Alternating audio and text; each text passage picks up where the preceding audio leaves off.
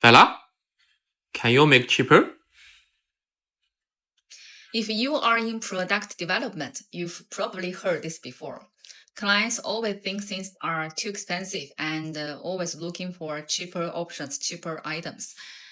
I can understand that actually, but does cheaper really save you money? We need to think over it.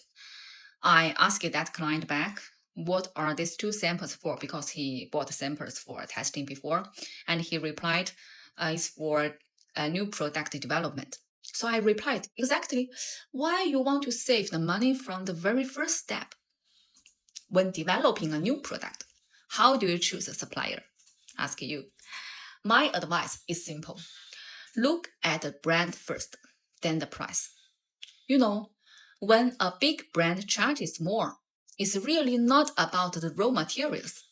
You are paying for the things you don't see, like years of getting it right. The people on the assembly line who actually check things more than once. And that name, that brand name, they are so scared to mess it up, so they won't cut corners. So really, you are not just buying a part. You are buying time you won't waste later. You are buying fewer headaches down the road. Expensive, maybe, but compared to fixing mistakes, recalling products, starting over, this isn't a cost. I call it as insurance, smart insurance, and the right to tell a better story later.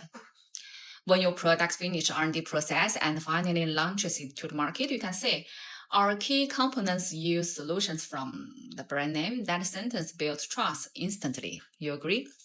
Isn't that also a kind of cost saving? Isn't that brand equity?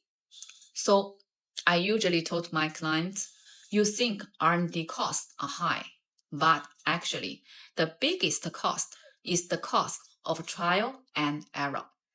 Using reliable parts means passing tests in one go, getting to market faster, iterating quickly.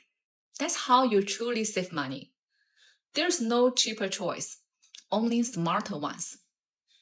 So next time you face a decision, do you want a cheap start or the right start? Choose the right beginning and the road won't bend. That's not expensive. That's smart.